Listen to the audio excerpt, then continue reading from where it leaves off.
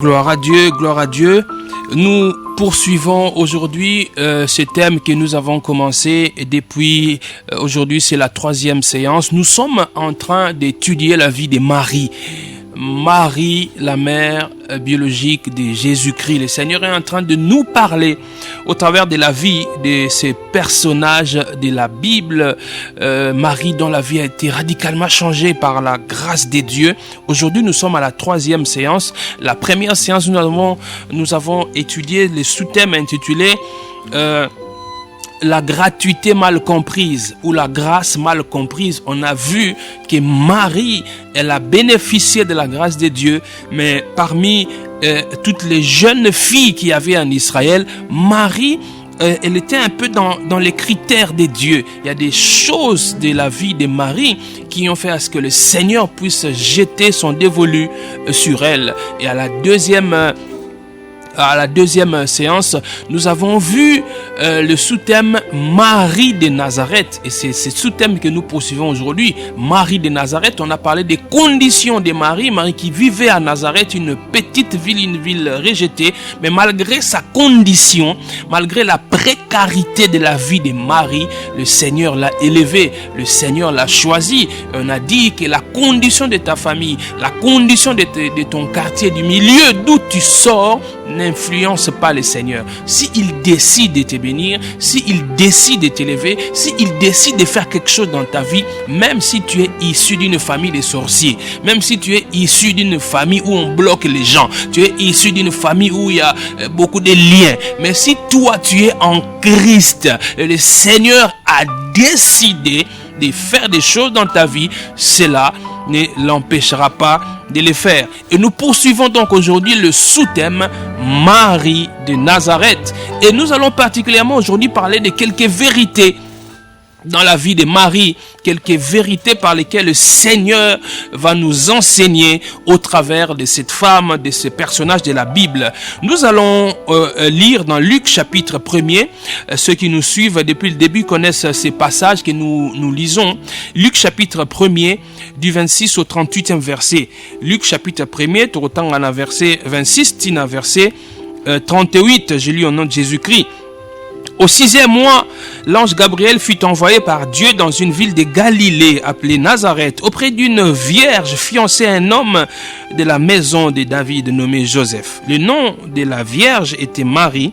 L'ange entra chez elle et dit: « Je te salue, toi à qui une grâce a été faite. Le Seigneur est avec toi. » Troublée par cette parole, Marie s'est demandé ce que pouvait signifier une telle salutation. L'ange lui dit: « Ne crains point, Marie, car tu as trouvé grâce devant Dieu, et voici, tu deviendras enceinte, et tu enfanteras un fils, et tu lui donneras le nom de Jésus. Il sera grand et sera appelé Fils du Très-Haut, et le Seigneur Dieu lui donnera le trône de David son père. » Verset 33. Il régnera sur la maison de Jacob éternellement, et son règne n'aura point de fin. Marie dit à l'ange: « Comment cela se fera-t-il, puisque je ne connais point d'homme ?» L'ange lui dit, verset 35, l'ange lui répondit: « Le Saint-Esprit viendra sur toi, et la puissance du Très-Haut te couvrira de son ombre. C'est pourquoi le Saint-Enfant, oh j'aime cette expression, le Saint-Enfant, il s'agit de Jésus, le Saint-Enfant qui naîtra de toi sera appelé Fils de Dieu. Voici Élisabeth, ta parente, a conçu elle aussi un fils en sa vieillesse, et celle qui était appelée stérile est dans son 6e mois, car rien n'est impossible à Dieu. Verset 37, car rien n'est impossible à Dieu. Marie dit: « Je suis la servante du Seigneur, qu'il me soit fait selon ta parole. » Et l'ange la quitta. Marie de Nazareth. Quelques vérités sur Marie, cette femme, cette jeune fille à qui une grâce, la grâce a été faite par Dieu. La première vérité que nous devons retenir aujourd'hui sur Marie, c'est que Marie, elle avait la foi en Dieu. Elle croyait en la puissance de Dieu. Marie, malgré sa condition, elle vivait dans des conditions modestes, dans des conditions précaires même, dans une ville reculée, une ville pas bien considérée, Nazareth. Mais Marie, malgré sa condition, malgré la modestie de sa famille, Marie croyait en la puissance de Dieu. Quand Marie pose la question à l'ange, il dit, comment cela se fera-t-il puisque je ne connais point d'homme? Vous risquez de croire que Marie était en train de douter de la capacité de Dieu à réaliser cela. Non. Non. Notez que Marie ne pose pas la question de savoir si cela se fera. Parce que c'est différent. Quand quelqu'un pose la question, comment cela se fera? Et une autre personne qui pose la question de savoir, mais est-ce que cela se fera? Vous voyez, Marie n'a pas posé la question de savoir si cela se fera. Mais elle a dit comment cela se fera. Marie croyait en la puissance de Dieu. Marie croyait que Dieu était capable de réaliser ce qu'il voulait. Il était capable de réaliser sa volonté. Parce que quand vous lisez le verset 45, toujours Luc chapitre 1er, là vous verrez que Marie n'avait point de doute. Marie avait cru à ce que l'ange lui avait dit. Parce qu'au verset 45 de Luc 1er, la Bible dit « Heureuse celle qui a cru, parce que les choses qui lui ont été dites de la part du Seigneur auront leur accomplissement. » Vous voyez? Parce que Marie avait cru. Elle avait donc la foi. Elle avait placé sa foi en Dieu. Elle savait que Dieu était capable. Est-ce que vous avez foi en Dieu? Est-ce que vous croyez que Dieu est capable de réaliser ce qu'il promet? Est-ce que vous croyez que Dieu est capable de faire ce qui vous met à cœur là? Est-ce que vous croyez qu'il est capable de le faire? Et quand Marie dit comment cela se fera-t-il? Qu'est-ce que l'ange lui dit au verset 35? La réponse de l'ange est très intéressante. L'ange Gabriel lui dit, le Saint-Esprit viendra sur toi et la puissance du Très-Haut te couvrira de son ombre. C'est pourquoi le Saint-Enfant qui naîtra de toi sera appelé Fils de Dieu. Vous voyez? Le Saint-Esprit viendra sur toi et la puissance du Très-Haut te couvrira. La puissance du Très-Haut, la puissance de El Elyon, celui qui est très élevé, celui qui est au-dessus de nous, celui qui est au-dessus de toute difficulté, celui qui est au-dessus de toute impossibilité, celui devant qui rien n'est impossible. Vous voyez ce que l'ange lui dit? La puissance du Très-Haut, de celui qui est élevé. Comment vois-tu le Seigneur? Comment considères-tu le Seigneur? Est-ce que tu le vois comme un être qui est aussi enclin aux mêmes difficultés que les humains? Est-ce que tout comme toi, tu peux avoir des obstacles? Tu penses que le Seigneur peut avoir des obstacles? Notre foi en Dieu dépend de la perception que nous avons de lui. Comment tu le vois, ma soeur, mon frère? Comment vois-tu le Seigneur? Toi qui n'enfantes pas, toi qui n'as pas d'enfant, comment vois-tu le Seigneur?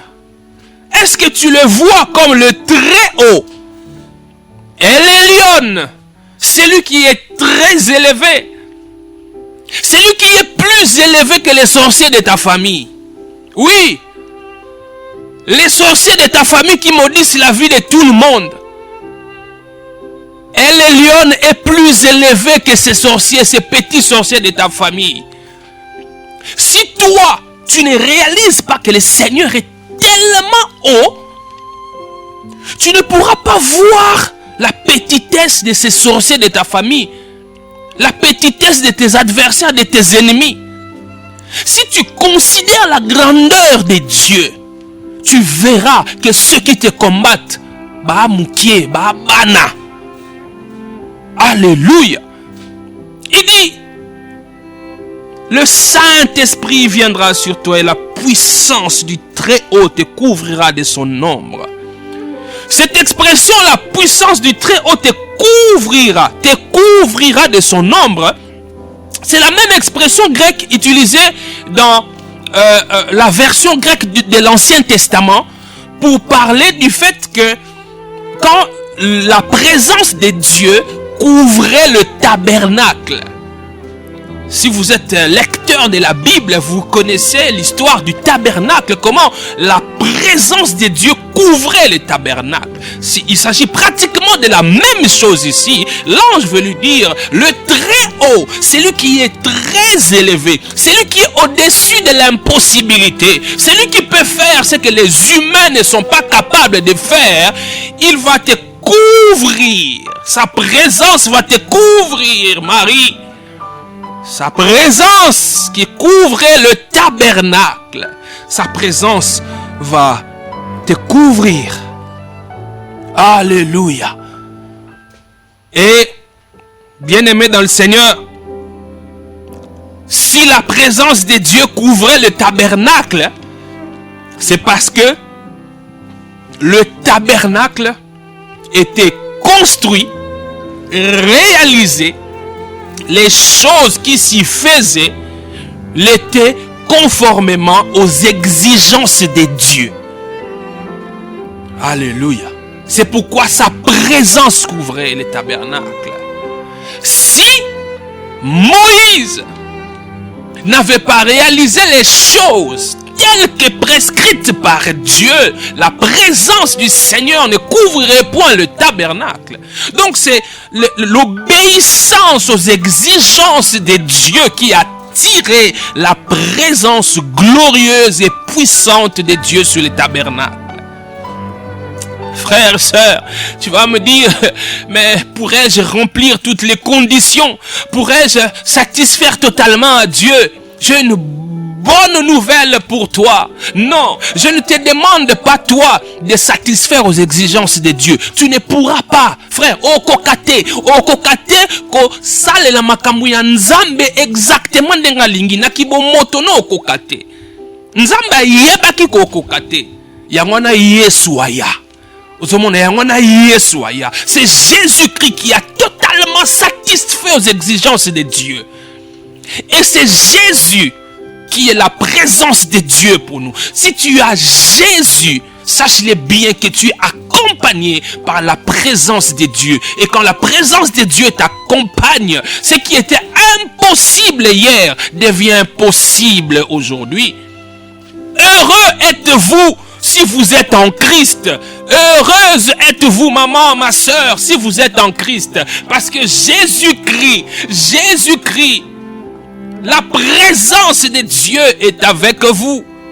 Si vous n'avez pas Jésus-Christ, c'est malheureux pour vous. Si vous l'avez, vous êtes heureux, vous êtes heureuse. Rien n'est impossible à Dieu, car rien n'est impossible à Dieu. Si vous croyez, vous verrez la main de Dieu. Alléluia. Alléluia. La présence de Dieu rend ce qui était impossible possible. Oui, maman, c'est à vous que je m'adresse.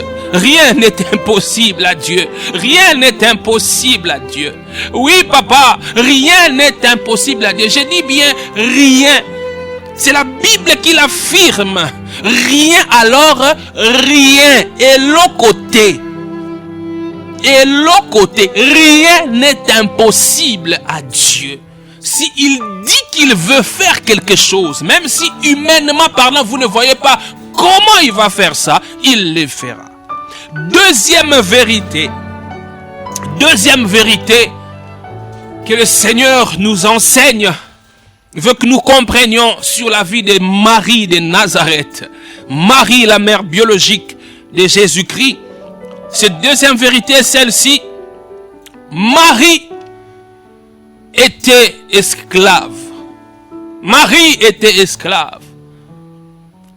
Ou disons-le comme ceci, Marie s'est considérée comme esclave. Ah oui, au verset 38 de Luc 1, toujours, Marie dit, « Je suis la servante du Seigneur, qu'il me soit fait selon ta parole. » Et l'ange la quitta. « Je suis la servante du Seigneur. » Servante. Le mot ici, servante, c'est le féminin du même mot qui traduit esclave. En grec, on dit doulos. Doulos, esclave. C'est le même mot qui traduit esclave. C'est-à-dire quelqu'un qui n'a pas de volonté à exercer. Quelqu'un qui ne peut subir que la volonté de son maître. Marie s'est considérée comme esclave du Seigneur. Cela traduit l'humilité qu'avait Marie. Komi kitisa. Marie azaki na komi kitisa. Alléluia. Est-ce que vous avez imaginé? Nzambe oya sali mokili nyonso. Nzambe asali likolo na se. J'ai rien un jour. J'écoutais une chanson d'un musicien profane qui avait dit quelque chose qui m'a beaucoup fait rire, mais aussi un peu fait réfléchir. Il parlait de Jésus. Il dit, Jésus-Christ. Il parlait, je crois, de Jésus-Christ, Jésus-Christ, bien Masia, moi Nzambe. Il dit, likolo na se ya bango. Likolo na se ya bango, ça dit, mokili oyo ya tata na ye. Likolo na se ya bango. Vous imaginez? Yo ko lobake, omoni villa wana oyo ya mo fleuri ya biso. O villa na limité ya papa na biso. Ni ya oui, omoni mo bandambu ndambu. Mais c'est quoi Yesu? Mokili oyo ya tata na ye. Likolo na se ya bango. Sikoyo Nzambe oyo likolo na se eza ya ye. Aponi Marie. Pona nkolo Yesu abotama na nzela ya Marie. Soki ezalaki yo mama. Mobikisi abotama na nzela na yo. O balobana lingala metokomela mai na tonga. Mais Marie ata mokolo moko te Marie amataki mapeka. Pona nkolo Yesu esengaki abotama na nzela na ye. Avant, pendant et après la naissance physique de Jésus sur la terre, en aucun jour Marie a comme orgueilleuse. Pour Yesu abotami na nzela na ye. Marie qui connaissait très bien les Écritures. Parce que quand vous lisez les chants, oh Marie a yembaki a salaki. Toujours dans Luc 1er, on continue. On comprend que Marie a yembaki l'obanzambe très bien. Marie connaissait bien les Écritures. Ce qui était étonnant pour une fille, une jeune fille de son époque. Parce qu'à l'époque, les filles n'avaient pas accès à la formation rabbinique. Les filles n'avaient pas accès à certains enseignements que les hommes avaient. À la synagogue, bien sûr. Mais Marie connaissait les Écritures. Au comment on a Nzembo Marie à Salaki, elle a cité plus de 10 fois les passages de l'Ancien Testament. Plus de 10 fois, Marie. Elle a cité les passages de l'Ancien Testament. Et quand on a cantique, on a Marie à Salaki, ce qu'on t'a dit, c'est presque le lengue moko na cantique oyo Anne maman na Samuel a yemba kitango on kolo apesi moi. Donc Marie a yeba ki liloba ya Nzambe. Et a yeba ki bien que la Bible dit l'humilité précède la gloire. L'humilité précède la gloire. Ce qu'on a la comique qui s'attendeko. Nkola osala mangama minene na yote. Mutu azala komi kitisate danger ezanini. Soki Nzambe linga réaliser mangama minene na nzela mutu azala komi kitisate, il y a risque que mutu asa la usurpation de la gloire. Tu risques d'usurper la gloire de Dieu si tu n'es pas humble. Si tu es humble, tu vas prendre la gloire de Dieu, tu vas la lui remettre parce que tu reconnais que ce qui arrive, même si cela arrive au travers de moi, mais ce n'est pas par moi, c'est par la puissance de Dieu. Moi, je n'ai rien à voir là-dedans. Marie était humble. L'humilité précède la gloire. C'est dans Proverbe chapitre 15, verset 33. Proverbe 15, 33. L'humilité précède. Ça veut dire, l'humilité vient avant la gloire. Ça veut dire, si vous voyez quelqu'un qui est humble, sachez que son humilité, c'est un signe précurseur de la gloire. Si quelqu'un est humble, si vous êtes humble, quelle que soit la situation que vous vivez, si vous êtes humble, même si vous êtes méprisé, sachez-le bien que c'est un signe annonciateur de la gloire. Parce que l'humilité précède la gloire. Marie était humble. Êtes-vous humble? Êtes-vous humble, ma sœur? Êtes-vous humble, mon frère? De la même manière que l'humilité précède la gloire, l'orgueil précède quoi? Merci de répondre.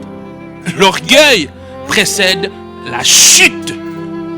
Donc, au cas où raté, on dit que muto alo fundo, sur muto alo fundo, obiso na Kinshasa to benga muto amapeka. De la même manière que muto alo komi kitisa, soko omona muto alo komi kitisa, il faut tout ça parce que muto wana azala komi kitisa, ni ko ba nkembo ezoya, komi kitisa za lokola motard. On dit soki motard ya mokonza mboka leki. Surtout à l'époque de la Deuxième République, avec le maréchal Mobutu. Ce qui motard wana leki. Bandeko. Nzela e fongwami. Ce qui na mutuka no e kangaki nzela, to na makasi te ko luka moyen o tindika mutuka na yo e longa na nzela. Pourtant motard wana leki, elingi ko loba ke la venue du chef de l'État est imminente. C'est-à-dire, azali koya. Soko moni motard wana, okomona obligatoirement mokonzamboka koleka. L'humilité, c'est comme ces motards qui précèdent les véhicules du chef de l'État dans son cortège. Quand quelqu'un est humble, quand vous voyez quelqu'un qui est humble, respectez-le. Sachez-le bien que la gloire est en train de venir. Et quand vous voyez quelqu'un qui est orgueilleux, dites-vous que c'est aussi un signe de sa chute qui va venir après. Si tu es humble, malgré ce que tu es, si tu es humble, malgré ce que tu as, sache-le bien que la gloire arrive. Je dis, sache-le bien que la gloire arrive si tu es humble. Troisième et dernière chose, troisième et dernière vérité que nous allons voir aujourd'hui sur Marie, c'est que dans la vie de Marie, il y avait la primauté de la volonté de Dieu. La primauté de la volonté de Dieu.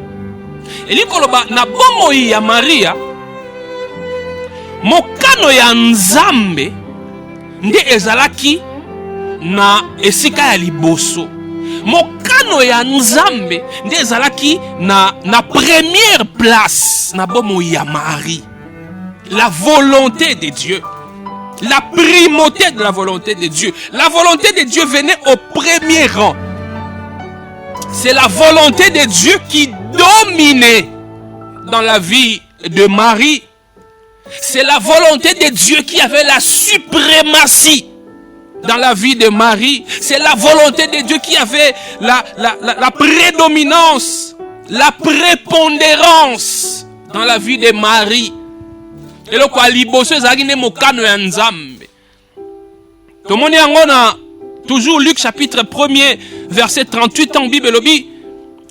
Marie dit, je suis la servante, la doulos du Seigneur, l'esclave du Seigneur. Qu'il me soit fait selon ta parole. Qu'il me soit fait selon ta parole. Ange auti kosolana Marie a annoncé makambu oyo ekoya. Sikoyo Marie alobi qu'il me soit fait selon ta parole. Est-ce que vous imaginez gravité ya maloba oh Marie alobaki? Pour nous comprendre que décision na Marie azouaki il y a qu'à se soumettre à la volonté en Nzambe, c'est une décision grave. Ce n'était pas n'importe quelle décision. Il fallait être courageuse pour Marie à sa décision. Marie, c'était une jeune fille. Marie avait probablement moins de 20 ans. Elle avait probablement moins de 20 ans. Parce qu'à l'époque, il était de coutume que les jeunes filles, les filles allaient en mariage en étant très très jeunes. On parle même de 13 ans. Excusez-moi. On parle même de l'âge de 13 ans, 14 ans, 15 ans. Les jeunes filles étaient déjà données en mariage. Donc il est fort probable que Marie n'a moins de 20 ans. Si yo elenge, moi na mukie, jeune fille. Oza na fiancé na yo. Ça dit, oza ko se préparer pour na célébration ya libala. Omanda ko vanda ndako moko na pa Joseph. Joseph oyo mobile ya Marie, parce que Joseph, comme je l'ai dit précédemment, Joseph était probablement de loin plus âgé que Marie. Et même dans la suite des événements, on ne parle presque plus de Joseph. On parle presque plus de lui, parce qu'il est fort probable que vu l'écart d'âge entre Marie et Joseph, Joseph est décédé bien avant. Parce que vous voyez à la croix, Jésus-Christ a confié Marie à Jean. Il a dit à Marie, tala mwana na yo, mwana tala maman na yo. C'est Jean, et la Bible dit, Jean a recueilli Marie chez lui. Si Joseph était vivant, Marie n'irait pas chez Jean. Donc Marie a komaki veuve na jeune âge. Donc azana no elenge, ozo banda visika. Siko anje go ebisa Marie, yo a fiancé yema ngo kende ngozawa na okozwa zemi. Zemi wana ya zemi ya Joseph te. Ya zemi ya Molimo Santo. Ozwa zemi obota mobikisi. Ngai na fiancé. Na yemi na mibali te. Sikoyo soki Joseph oalingi abalanga aye ko constater que naza na zemi, parce que zemi babomba kate. Zemi ata obombi o mutuma lobaki zemi ezongaka na sima mokongo te eyaka liboso. Donc tu ne peux pas cacher. Bien qu'actuellement il y a des jeunes filles, des femmes au komona zui gen azana zemi alingite batu bayebaka na zemi akofina libumu na gen. Je me demande toujours tango omona mwana zemi c'est pour ça mais okofina libumu na gen, est-ce que mwana na kati azalaka traumatisé te ba médecin boyebisa ngai omona fini libumu tango ozomona libumu plat soki botali kaka libumu boyeba te na zemi. Mais heureusement zemi signe nango ezalaka na libumu te okofina libumu. Mais tokomona masque de grossesse, tokomona ngo kaka. Et Marie à son époque ba gaine ezalaki te. Elle ne pouvait pas utiliser des gaines comme vous aujourd'hui. Donc elle ne pouvait pas cacher à Joseph, dire que bon je vais avoir cette grossesse jusqu'à ce que je vais enfanter. Je dirais pas à Joseph. Non, Joseph devait savoir. Et il y avait risque que Joseph aboyaye, abomalibala. D'ailleurs, Joseph, quand il avait appris que sa femme était enceinte, la Bible dit quoi? La Bible dit que Joseph, il était en train de méditer dans son cœur comment il allait répudier Marie. Ce que le papa Joseph, papa mongo boboto, papa mongo malamu, papa balingana mongo créer les problèmes de la vie. Bible lobby, Joseph, il était en train de concevoir dans son cœur comment qu'on répudier dans moko yase. Mais Marie courait un risque. Joseph, à la limite, pouvait répudier Marie sans que ça puisse s'ébruiter. Mais les gens qui connaissaient Marie comme la fiancée de Joseph, quand ils allaient constater que Marie n'était plus avec Joseph, cherchant à savoir ce qui s'était passé, la raison pour laquelle Joseph aurait répudié Marie, ce qui va yoka que Joseph a boyi Marie pour Marie a zoagi zemi ya mobali mususu. Ozo imaginer l'opprobre, la honte que Marie allait subir. azalaki kovanda na Nazareth. Nazareth. Kobosana te. Hein? Dimanche tolobelaki Nazareth, Nazareth ezalaki. Une ville reculée. Ce n'était pas Jérusalem, Nazareth. Ce n'était pas Hébron. C'était Nazareth, bandeko. Oh, Nathanaël a lobby. Mais est-ce que de Nazareth peut-il sortir quelque chose de bon? C'était de la pourriture là-bas, à Nazareth. Donc, bato bazalaki na Nazareth, on est au Bengalero, donc sitoche ko, sitoche. Bato balobaka n'importe quoi. Déjà que selon l'histoire, on accusait les habitants de Nazareth de ne pas savoir parler. Quand je dis savoir parler, ils avaient pas un langage correct. Ils avaient un langage un peu déplacé. On me dit kolobela bato ya o babenga kolobela ya cité. Pas un parler correct, pas un parler courtois. Ce qu'on imaginait bato bongo mitu na bango c'est beba. O bakino ba mutu c'est péta. C'est quoi Marie, il fiancé Joseph. Joseph a boyé. A suici mon bali mususu. Soni pona Marie. Banga ba finga ye banga ki ba chola ye. Yo mona mukie boyé. Avant que tu kota landa kwa libala. O bandi déjà ki ndumba Marie. Oh suici mi mon bali mususu. Ça allait être la honte pour Marie. La honte. Non seulement que Marie avait le risque de subir l'opprobre, mais Marie avait aussi le risque, elle courait le risque de mourir. Marie pouvait mourir à cause de cette grossesse. Une grossesse, oh, Zaki Amoba n'a été. Parce que la loi disait, la loi autorisait de lapider quelqu'un qui se trouverait dans une telle situation. Oh, Azui Zemi. Yamobali Mosusu Oya Sali et Kobo Asali adultère. Vous pouvez trouver ça dans Lévitique chapitre 20. Vous commencez à partir du 10e verset. Lévitique 20, 10. Deutéronome chapitre 22. Deutéronome chapitre 22. 20, 24, 25. Donc Marie va faire lapider. Accusé d'adultère. Aux hommes on a risque au mariage avec courir. Aux hommes on a moukié. Au banda visika. Mais Marie, au kogundi mabangambu ya boye. Pourquoi Marie a accepté cela? C'est parce qu'il y avait la primauté de la volonté de Dieu dans la vie de Marie. Marie connaissait ce qu'on appelle le renoncement de soi.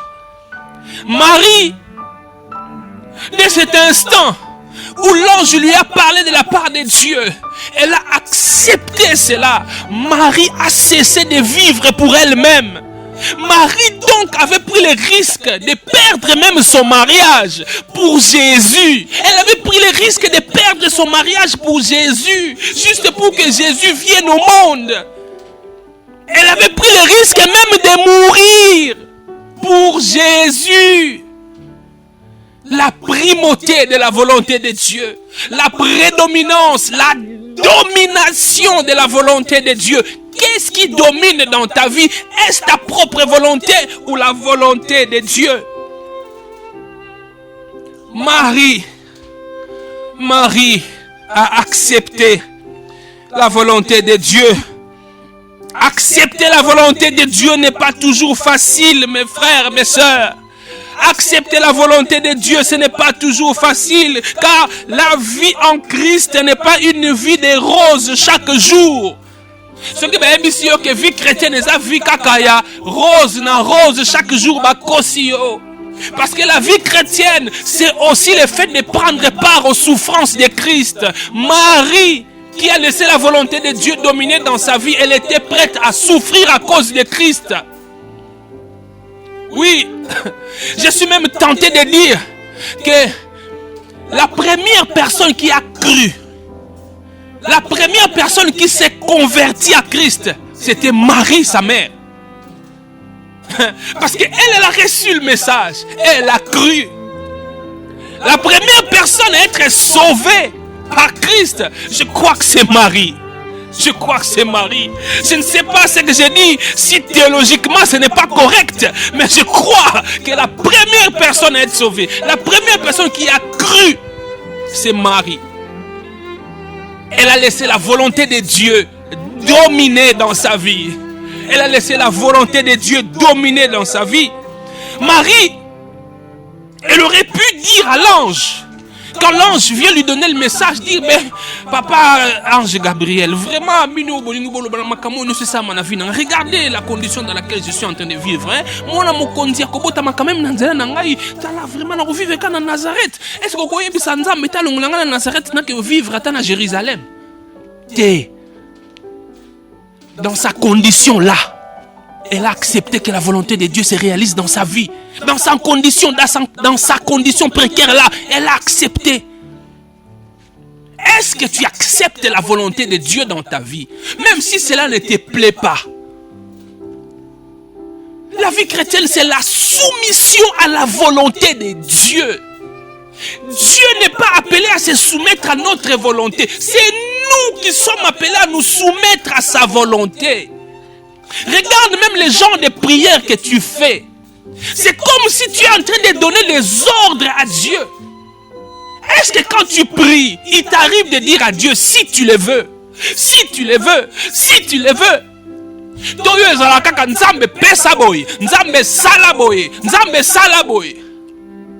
Est-ce que tu te soumets à sa volonté?